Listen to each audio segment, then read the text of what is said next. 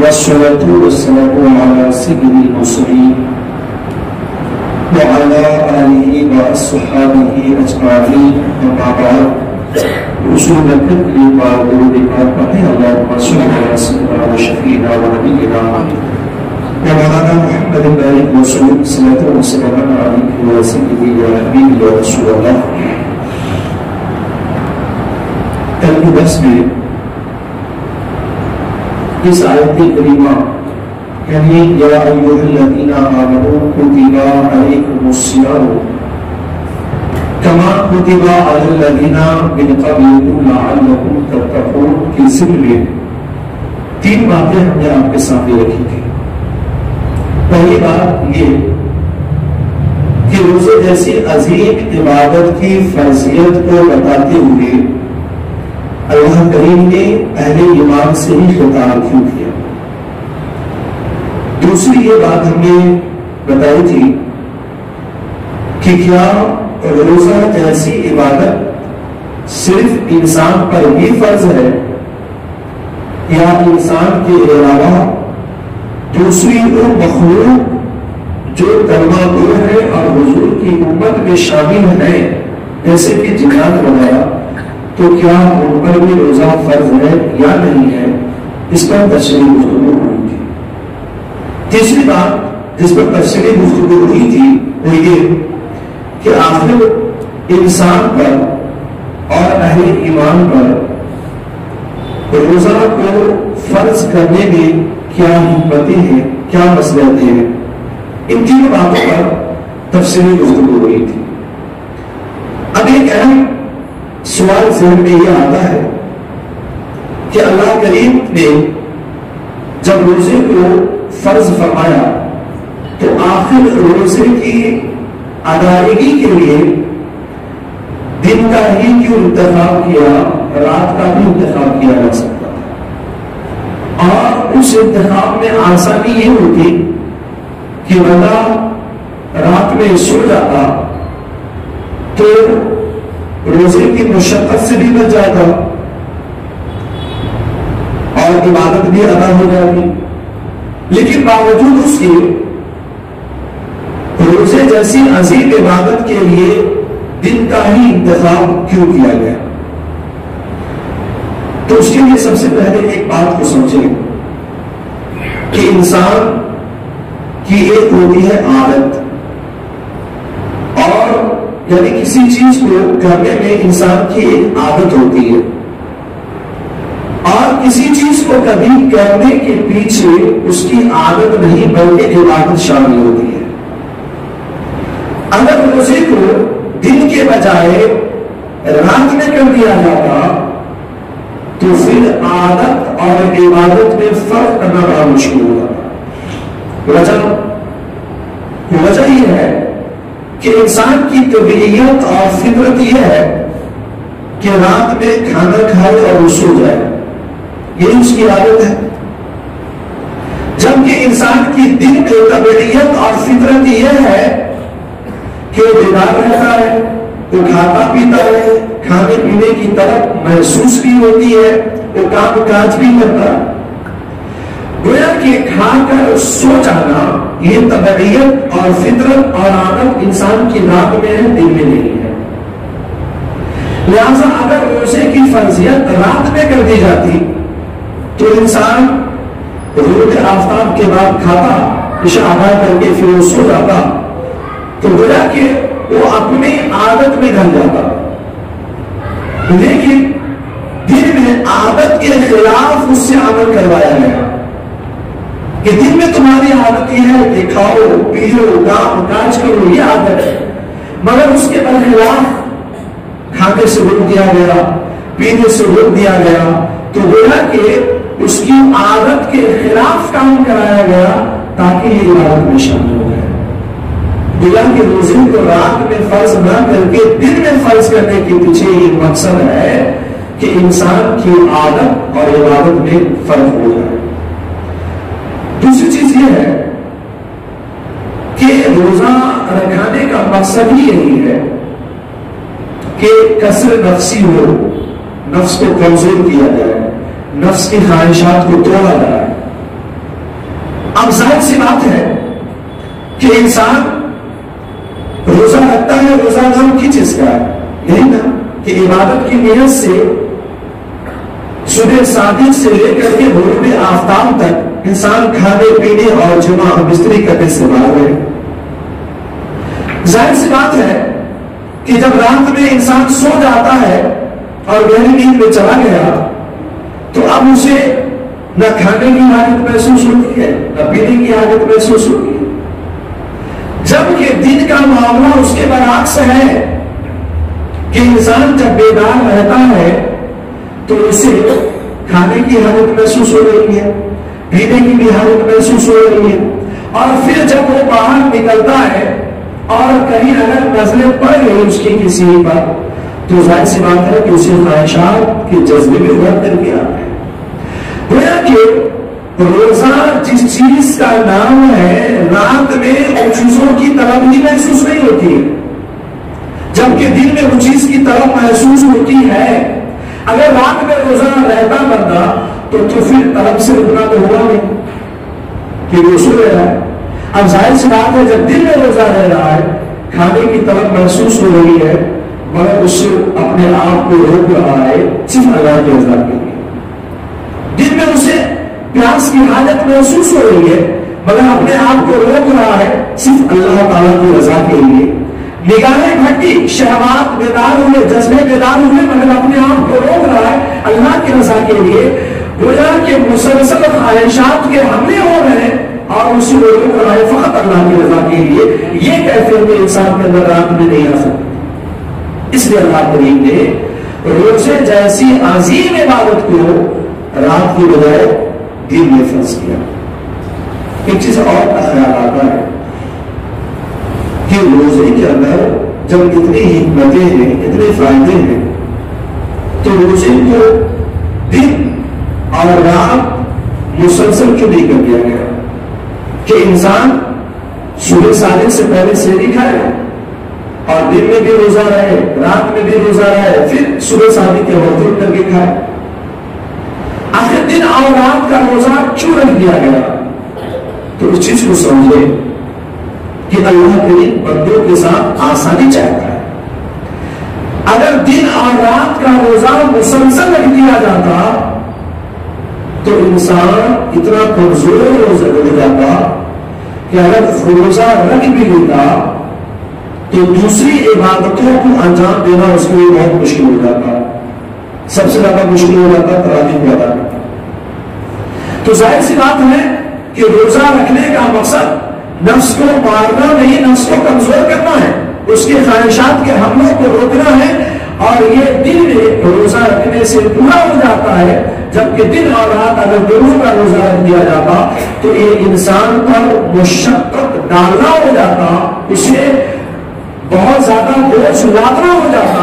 اس لیے اللہ کریم انسان کی طاقت کو سمجھتا ہے، اس کی ذات کو جانتا ہے، اس کی مخلوق ہے، اس لیے اللہ کریم نے اس بات کو کہ بندہ کتنی بوجھ کو برداشت کر سکتا ہے، کتنی دیر بھوک اور پیاس کو برداشت کر سکتا ہے، تو عبادت کو اتنی ہی مقدار میں اللہ کریم نے فرض کیا۔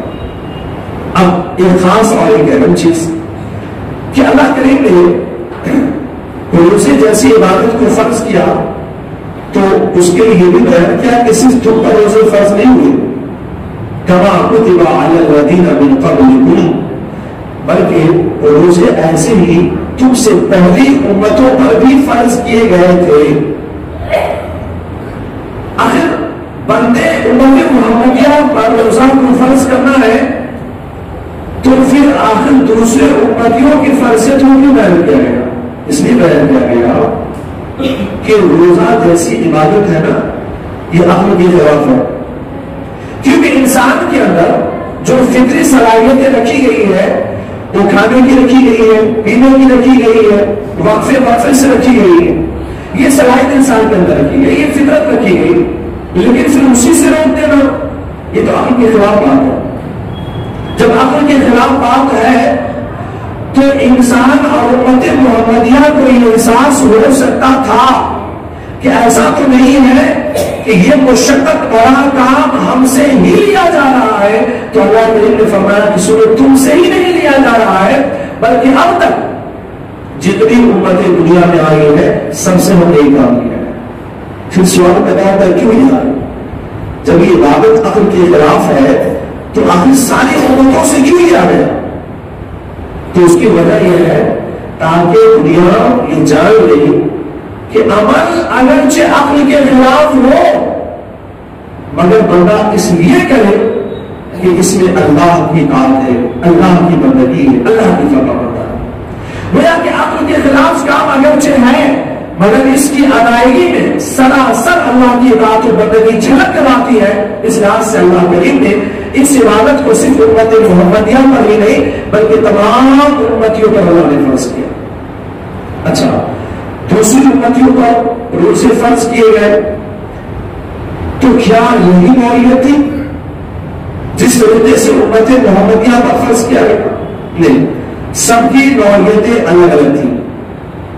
حضرت آدم علیہ السلام سے لے کر حضرت عیسیٰ علیہ السلام تک جتنی امتیں ہوئی سب پر روزے فرض کیے گئے۔ حضرت آدم علیہ السلام پر جو روزہ فرض ہوا وہ ہر قمری مہینے کی 13ویں، 14ویں اور 15ویں تاریخ کے روزے فرض کیے گئے۔ اسی طور پر حضرت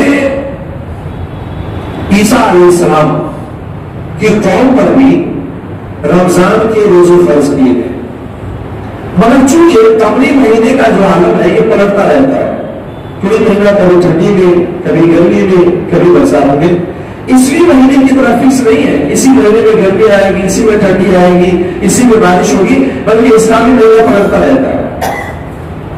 جب عیسائیوں نے یہ دیکھا کہ رمضان کا مہینہ کبھی کبھی گرمی میں آ رہا ہے، یہ بوجھ ہو رہا ہے، تو عیسائیوں نے بیٹھ کر یہ فیصلہ کیا کہ ہم گرمی کے بجائے ہمیشہ موسم بہارا میں ہی روزہ رکھا کریں گے، اور اس کے بدلے میں 20 روزے اور بڑھا لیں گے۔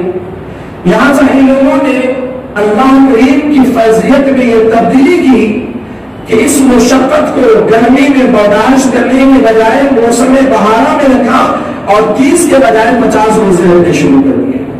یہ تو اللہ کا بڑا احسان اور شکر ہے کہ امت محمدیہ کو جس حال میں یہ عبادت دی گئی ہے، یہ امت محمدیہ 1400 صدی سے زیادہ کا عرصہ گزر جانے کے بعد بھی اسی شکل میں اس عبادت کو ادا کرے گی۔ اور اسی طریقے سے حضرت موسیٰ علیہ السلام کی امت پر بھی رمضان کے روزے فرض کیے گئے، لیکن بعد میں یہودیوں نے کیا کیا کہ اس مہینے کے تمام روزے کو ترک کر دیا اور صرف عاشورہ کے دن کے روزے کے فرض کو ادا کرتے رہے، اور وہ یہ کہتے ہیں کہ چونکہ عاشورہ کا جو دن ہے وہ حضرت موسیٰ علیہ السلام اور ان کے ہم نواؤں اور ماننے والوں کو فرعون سے نجات ملنے کا دن ہے، اس طرح سے ہم اسی دن کا انتخاب کر لیتے ہیں۔ گویا کہ اللہ کریم نے جس شکل میں یہ عبادت یہودیوں پر فرض کی تھی، انہوں نے اس شکل کو بگاڑ دیا اور ایک خاص دن روزے کے لیے بتائی۔ گویا کہ دیگر امتیوں پر بھی روزے فرض کیے گئے، مگر جس شکل میں یہ روزہ فرض کیا گیا یہ امتیں اس طرح سے ادا نہیں کر سکی، مگر یہ آقا کائنات علیہ السلام نبی آخر زمان کی امتی ہونے کا فیضان ہے کہ اس امت پر جس شکل میں یہ روزے فرض کیے گئے اسی شکل میں یہ امت آج بھی ادا کرے۔ اب آخری بات کہ روزہ جیسی عبادت کو فرض کر دیا گیا تو قرآن کریم نے اس کی حکمت اور مصلحت کو ان لفظوں میں بیان کیا، لعلکم تتقون، تم اس عبادت کو انجام دو تاکہ تمہیں پرہیزگاری حاصل ہو جائے۔ تقویٰ آتا ہے بچ جانے کو کہتے ہیں زبان۔ بچ جانے کا کیا مطلب ہے؟ بچ جانے کا مطلب یہ ہے کہ روزہ ایک ایسی عظیم عبادت ہے کہ جب بندہ اس عبادت کو انجام دیتا ہے تو اللہ کریم اس کے صدقے میں روزہ رکھنے والوں کو دنیا کے گناہوں سے بچا لیتا ہے۔ اور آپ نے دیکھا ہوگا کہ عام دنوں کے مقابلے میں رمضان کے مہینے میں گناہوں کی بہت کمی ہو جاتی ہے، بلکہ روزہ رکھ کر کے بندہ گناہ کی طرف نظر بھی نہیں کرنا چاہتا ہے، نہ گناہ کرنا چاہتا ہے۔ گویا کہ ایک ظاہری سی بات ہے کہ اس کے برکات ہمیں اپنی نظروں سے دیکھنے کو مل رہے ہیں کہ اللہ کریم نے جو اس کے ثمرات کو بیان کیا کہ تمہیں تقویٰ مل جائے گا، یعنی گناہوں سے بچ جاؤ گے، اس کے اثرات ہم اپنی نگاہوں سے دیکھ رہے ہیں کہ دنیاوی فائدے ہیں اور تم بچ جاؤ گے۔ تقویٰ کے معنی اگر یہ بچ جانے کے تو اس کی سب سے بڑی برکت اخروی ہے، اور وہ یہ ہے کہ اللہ کریم روزہ رکھنے والے کو اللہ کریم جہنم سے بچائے۔ ایک چیز اور بتا دوں کہ کیا ہر روزہ رکھنے والا جہنم سے بچ جائے گا؟ قرآن کریم میں لفظ آیا لعلکم تتقون، ہو سکتا ہے کہ تم بچ جاؤ۔ تو کیا اللہ کریم کو شک تھا کہ اس نے یہ بیان کیا لعلکم کہ تم کو عربی زبان میں جب اللہ آتا ہے شک کو بیان کرنے کے لیے آتا ہے، تو کیا تم بچ جاؤ گے؟ تو یہ اللہ کی طرف نسبت کرتے ہوئے نہیں ہے، بلکہ اس کی نسبت بندوں کی طرف ہے کہ اے بندوں تم روزہ رکھو، اگر تمہاری عبادت قبول ہو گئی تو یقین جان لو کہ تم جہنم کی آگ سے بچ جاؤ گے۔ تو یہ اس کے اخروی سوالات ہیں۔ اور ایک چیز یاد رکھیں کہ روزہ انسان کو ہر طرح کی گناہوں سے بچاتا ہے۔ بعض روایتیں یہ بتاتی ہیں کہ جس طریقے سے انسان کانٹے دار جھاڑیوں کے درمیان سے گزرتا ہے، دونوں طرف اگر کانٹے دار جھاڑیاں ہو تو انسان اپنے دامن کو سمیٹ لیتا ہے کہ کہیں کانٹوں میں دامن الجھ کر پھٹ نہ جائے۔ روزے کے برکات یہ ہے کہ اللہ کریم اس کے صدقے میں ہر طریقے کے گناہوں سے اللہ روزےدار کو محفوظ فرما دیتا ہے کہ جو گناہ اس کے دامن میں داخل ہے۔ تو اس کی بڑی عظیم برکات ہے۔ اس لحاظ سے اس عظیم عبادت کے لیے ہمیں مکمل طور سے مستعد ہو جانی چاہیے اور کسی بھی بیماری کا بہانہ نہیں۔ ہاں اگر کوئی اگر مسلم طبیب اگر کہہ دے تو ٹھیک ہے، ورنہ میں نے دیکھا ہے بہت سارے شوگر کے مریض روزہ دے دیتے ہیں، اور میں نے دیکھا ہے کہ بہت سارے لوگ روزہ رہ لیتے ہیں الحمدللہ۔ جب انہوں نے ہمت کی تو روزہ رکھنے میں کامیاب ہو۔ ہمارے بہت سارے لوگ مبتدی جو کئی سالوں سے روزہ نہیں رکھتے تھے، رمضان کے مہینے میں جب وہ عمرہ کے لیے گئے تو وہاں انہیں روزہ رکھنا میسر ہوا تو انہیں یقین ہو گیا کہ اس بیماری کے ساتھ ساتھ روزہ ہم رکھ سکتے ہیں، تو الحمدللہ ہم مسلسل روزہ ادا کر رہے ہیں۔ اور یاد رکھیے کہ انشاءاللہ العزیز اگر چھوٹی موٹی بیماریاں ہیں تو اللہ روزے کے صدقے اور اسے بھی شفا عطا فرما دے گا۔ اس وجہ سے ہمیں مستعد ہو جانا چاہیے۔ انشاءاللہ العزیز آنے والے درس میں پھر روزہ کو فضائل و مسائل کو آگے ہم بیان کریں گے۔